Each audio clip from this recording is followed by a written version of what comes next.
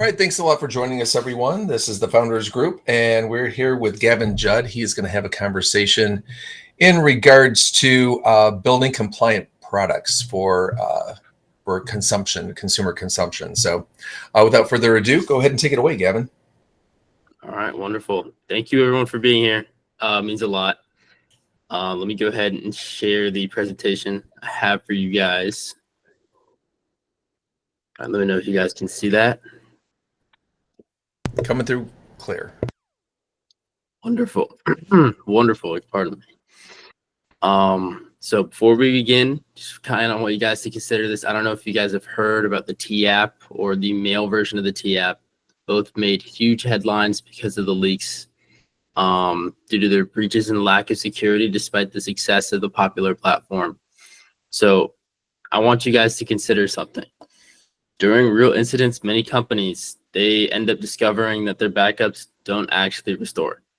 That's not something you ever want to face. I mean, you can also think of the company that had their code base deleted by Replit. And then Replit tried hiding it too, which was the craziest part. Trust me, you guys don't want to have to experience that. So my aim today is pretty simple. I just want to give you guys a very practical way to build trust into your product from day one. So we're going to identify the data you hold, where it moves, and the safeguards that you should at least have that really matter. And then capturing that as you work so you can ship really quick without becoming like a news headline. So as Adam mentioned, I'm Gavin Judd. I'm CEO of Zero Day Securities, and I have worked across web development, pen testing, security operations, and what you hear today comes from like practical use knowledge in the field and not just like a textbook or anything. So let me give you guys like a sort of story to kind of really get in the almost like the sense of, you know, what it might look like if something were to happen to you guys. And this actually ended up happening to me. So on a Sunday evening, we had a leaked cloud credential, and it triggered a cryptocurrency miner in our virtual environment. Not great. And then by Monday morning, we had it added a secret scanning to our continuous integration pipeline. We had to move the credentials into a vault, and then had to write a one-page rotation playbook to kind of keep things constantly moving so we don't experience any further vulnerabilities, or at least minimize the risk. So for the next 18 months, we didn't have any recurrences at all, which is fantastic. I think we brought an auditor in. Yeah, I think we brought an auditor in, and they said that was actually a great plan. I think I misspoke. Yeah, projected to not have any recurrences. But anyway, the lesson was that well-chosen safeguards, they change outcomes. I mean, minimizing risk will always be the best way to go. The reality is, if you believe in your product, you probably should have safeguards for it, because the reality is that can kill the momentum that you're working with. Of course, you know, you might not have to deal with that risk until other people start believing in that same product, but you never truly know when people are going to start picking up on that. So let's just begin this with a little calibration here. So try to imagine like a 5-person like startup. How many hours do you guys think that team loses each quarter to manual compliance tasks? Like 10, 40, or 100? Just give me some guesses, guys. You can pop that in the chat if you don't feel like opening your mic. Yeah, please do.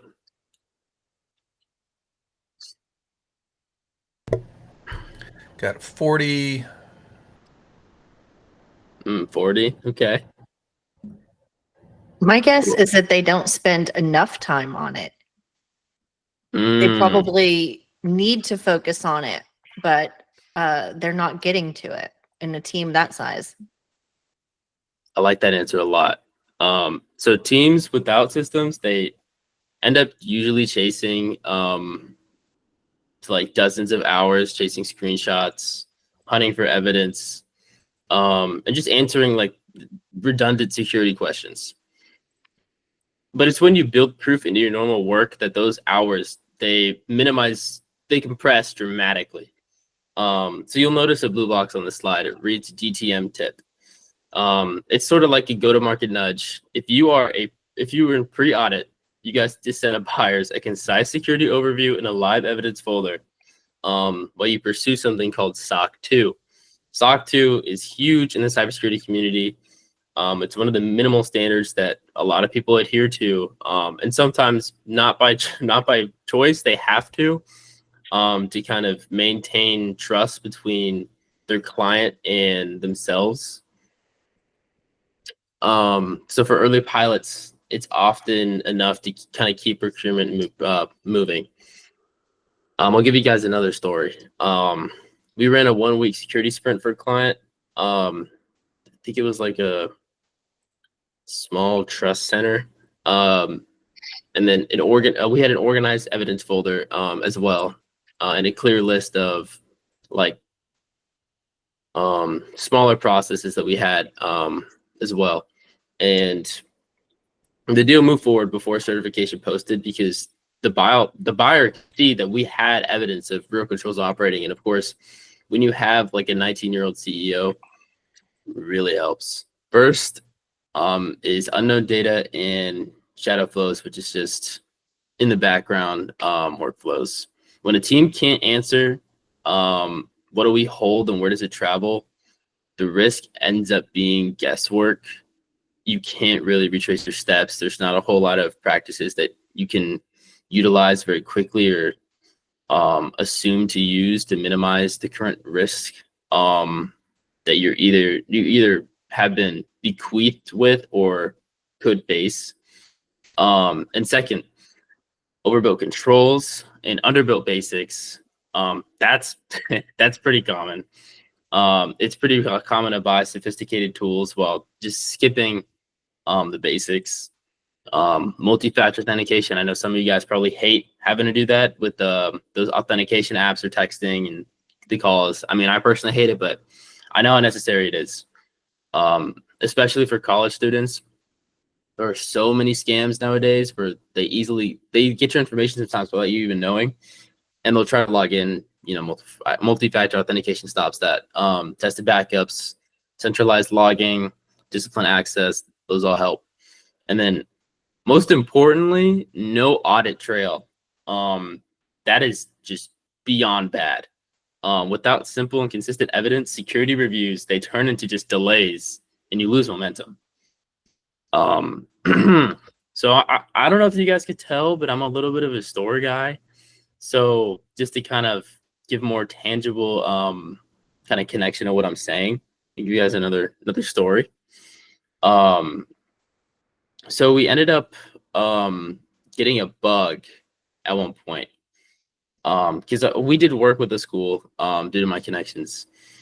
And the student portal, it allowed access to records that users didn't own. That's terrible. That's like violations of plenty. So we requested to add a root level authorization in a pull request checklist item that essentially asked who is authorized to see this. It was just one line in the template, and it just eliminated a whole like class of defects. I genuinely do not know how that happens. Like that's got to be competency of like unrealistic scales, but I digress. Incompetency. Sorry, misspoke again. I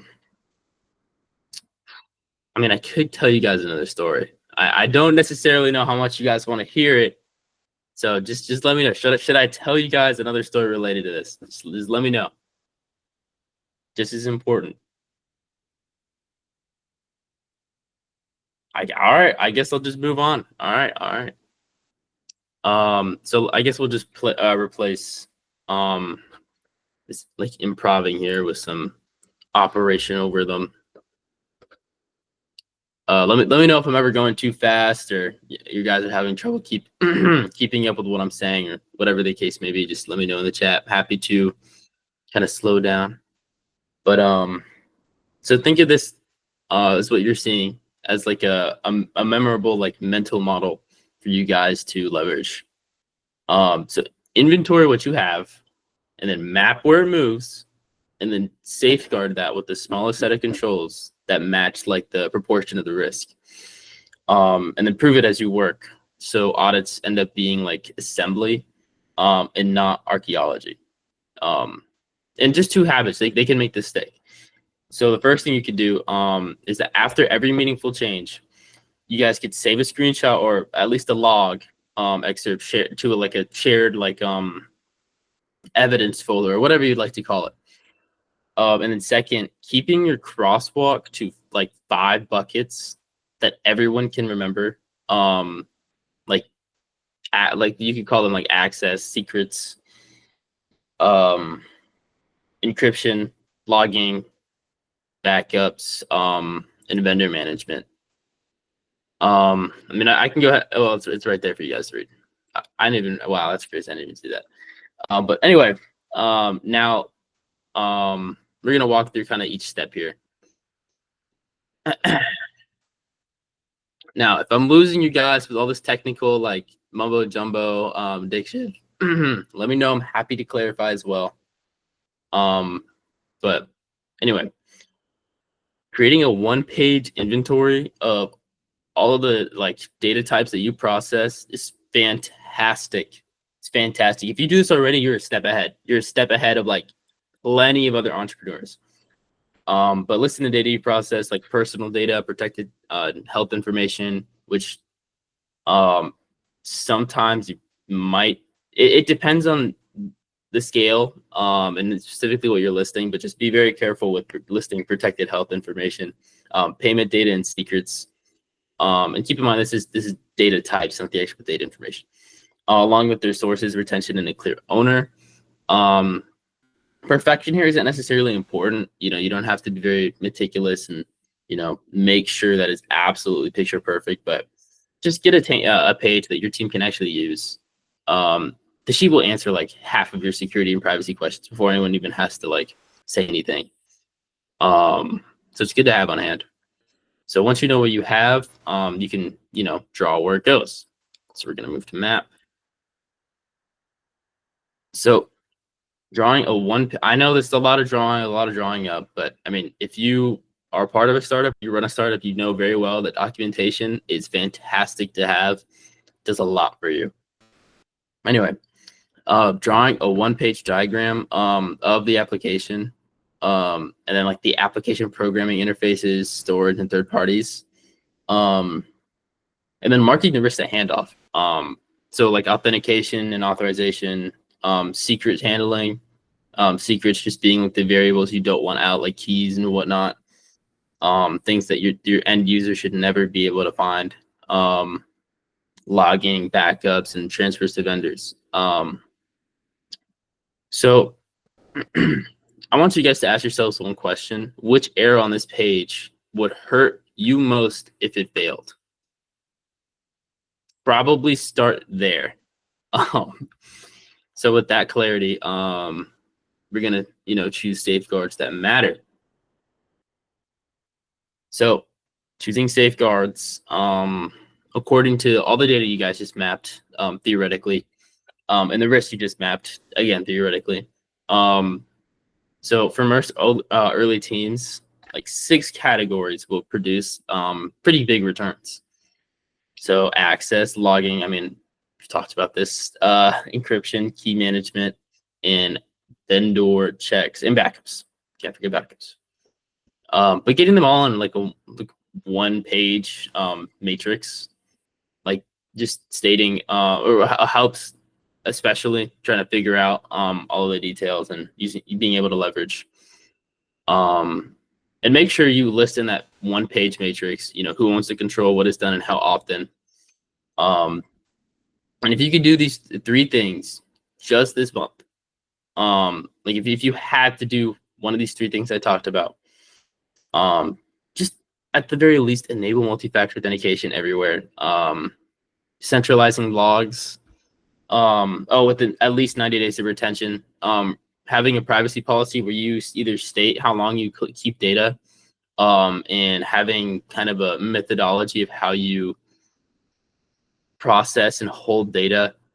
That goes so far. And you guys would really not believe how impressed people are with like the minimum safeguards, because the reality is you can leverage this with your clients and build trust this in this manner, regardless of how big or small you guys are.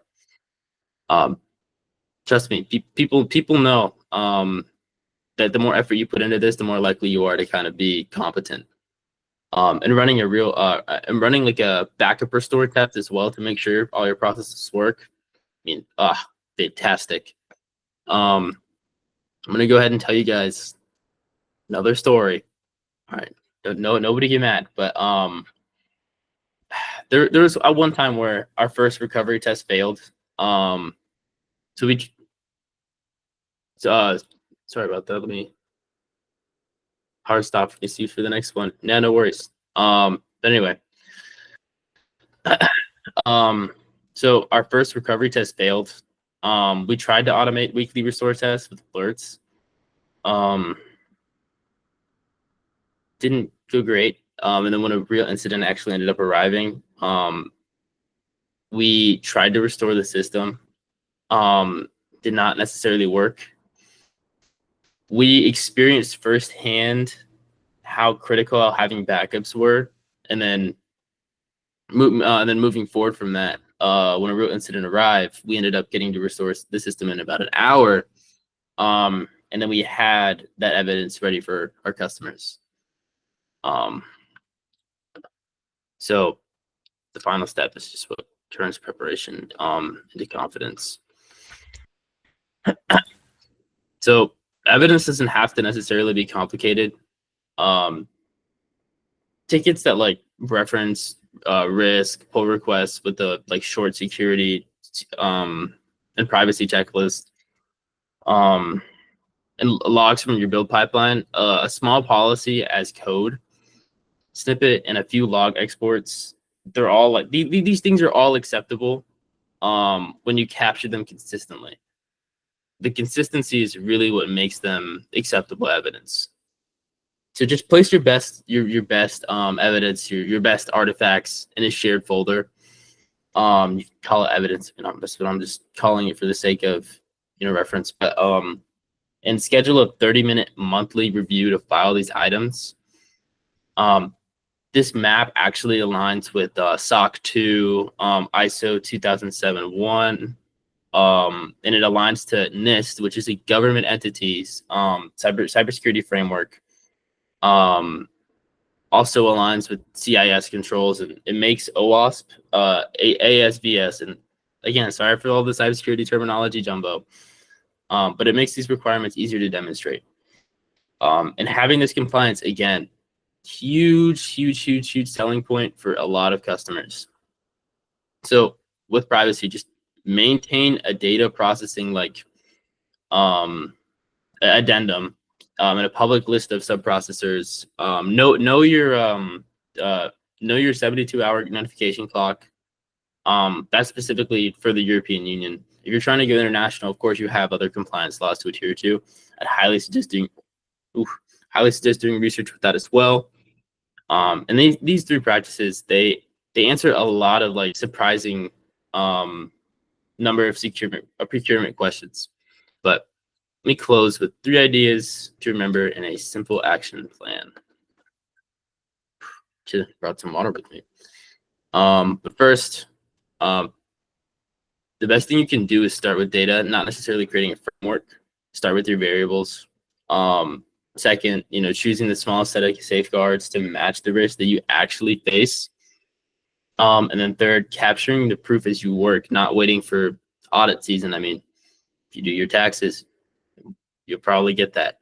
But here's just a 1-week plan. By next Friday, if you write a 1-page inventory for all for like 3 of your data types, and like you draw up like a single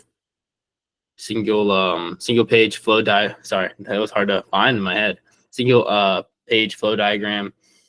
Enabling multi-factor authentication everywhere. I mean, that's just best practices at this point.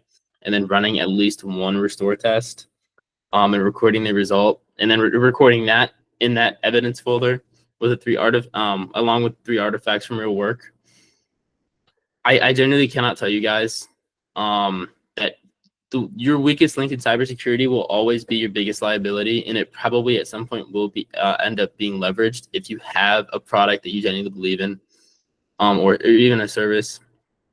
Trust me, it can happen to people with the services company. But ending with that, I really appreciate everyone coming here for your time.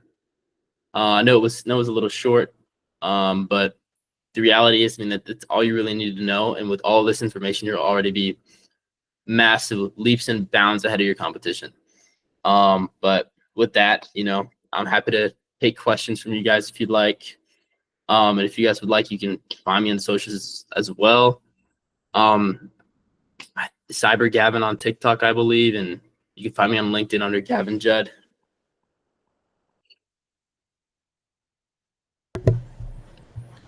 Excellent. Thank you, good sir. Appreciate you. Any questions for Gavin?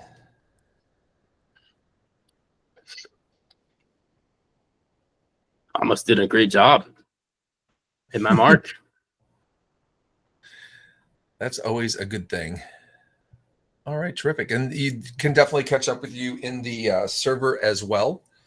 So Mark asks, any best practices for securing vibe code app using Bolt? I love that question. I've actually been playing with Lovable and Bolt. I actually prefer Lovable, and Hostinger's Horizons platform actually takes Lovable and Bolt like leaps and bounds ahead. I was playing with it for my personal website, gavinjudd.com. Like you can see, it only took me like 4 prompts to get that. But anyway, to answer your question for best practices for securing that, specifically an app, and I hope when you say app, you don't mean like a web app, but an actual application. I would first ask you kind of to figure out the variables you're working within that kind of your code base, if you will. So again, you're still using the framework that I was just talking about, but just kind of drawing all of that out. It can really help. Thing with vibe coded is that it can really be a risk to security researchers. I know one that was behind the Loven's leak, which was the researcher that got paid $300, and then in 2023, and then a separate set of researchers got paid $3K in 2025 for the same vulnerability, which makes no sense. But essentially, just map it, and then make sure you add secrets. Adding secrets is probably the biggest thing you could do. Secrets are meant to hide variables that you don't want end users using, because they can leverage that. Especially if you're a security researcher, I mean, it can get people pretty far. But your client should not be able to read secrets. Like your client code. I mean, probably authentication as well. I mean, it depends what like the structure of your code base. Since I don't know that, there's not a whole lot to go off of. But just sanitizing as well, that would probably be pretty big. And protect file uploads. I don't know if you have those. Obviously I don't know what product or service this is, but protecting file uploads, just making sure that whatever the user can give you needs to be properly sanitized and filtered. And when I say properly, I mean like robustly. But sometimes simple is better depending on exactly what this input output like chain of custody is. And then having security headers. This is kind of like something that a lot of people don't do, which is how they end up getting security researched. But using like framework, or at least like Helmet, which is like Node. I don't know if you guys know what Node is. It's very associated with vibe coding. But using those headers would be great. And then logging the errors is probably the biggest thing you guys could do. I think that's like kind of the basics. I mean, I could probably talk for hours about best practices for securing vibe coded things. And I'm not saying vibe coding is bad. but I'm also not saying that vibe coding is good for security.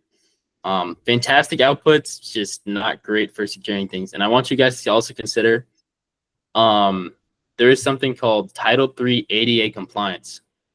A lot of people don't know what that is, and they end up getting sued. I actually have 2 friends that have been sued for that exact practice. They're both huge business owners. One of them is literally owned by Goldman Sachs. You would not believe the tiniest lawsuits people can achieve. And ADA Title III compliance is basically accessibility. It's meant for disability accessibility through the government forcing compliance. And a lot of websites, they don't have like tools for the narrator to read. So some text might not be able to be read by the narrator. Or, there might not be certain set like toggles for contrast and whatnot. They get sued for a lot of money really easily because there's absolutely zero like attempt to even do ADA Title III compliance. I mean, I used to charge $1,000 a pop just for ADA Title III compliance, and in all honesty, I was overcharging a little bit because it's really not that hard. It makes making the website look pretty, but it's overall like it makes making the website look pretty really hard, but it's not overall that hard. So I literally went on a little ramble there, but yeah. That's probably what I would tell you. Let me know if you guys have any other questions. I just gave you all some secret sauce there. Great work. All right. Well, it doesn't look like there's any more questions. So if you want to get a hold of Gavin, I will. Oh. Another question, security handout when working with external dev teams. I really hope when you ask that, you're not referencing like VA or like overseas external dev teams, because if you already have an internal team, that can end up being the risk that you're trying to mitigate sometimes. I can't remember what. Oh, you guys know how Microsoft is having a lot of compliant or leaks right now of nearshore dev teams. Gotcha. But Microsoft is bringing in a lot of VAs, doing a lot of layoffs, which is why nobody wants to work there right now because they're laying off literally everybody. And there's a theory that they think that people who are doing work for Microsoft are designing it to have all of these leaks. Obviously, we can't know because we're not on the back end, but with the consistency and the proportions like rising to the same amount of like hiring of off-sea work, it's pretty damning. But just to answer your question, I would probably set ground rules before engagement. Access principle, so like following least privilege. I mean, obviously that's a whole other thing. If you're vibe coding, you might not have a lot of experience or know-how to kind of ensure that they have these principles to follow. You could also do a contractual security clause. Legal frameworks definitely help mitigating risk, because at the very least, if they do end up screwing stuff up, you have something to kind of leverage. And then clarity of ownership helps, like your company owning all the repos, cloud accounts, secrets, all that. Onboarding the team properly, pretty important. During the engagement, I mean, I'm just assuming you're using GitHub. In this specific piece of advice, but like all the changes going through pull requests or going through proper channels and requesting instead of just making those changes. An audit trail to like documentation is important, all of that. I think that's a pretty good way to start. Let me know if you guys have any other questions. Happy to answer. Oh, he said not VA, but nearshore dev teams. Yeah, I saw that. All right, gotcha. All right. VAs are pretty popular nowadays. Anything else for Gavin? Great questions, by the way. Thanks. All right. Seems I've done my job pretty well. Excellent. Thank you. Appreciate your time today, Gavin. Appreciate And everyone. yeah, everybody have a great rest of your day and have a great weekend. And we will see you in the server.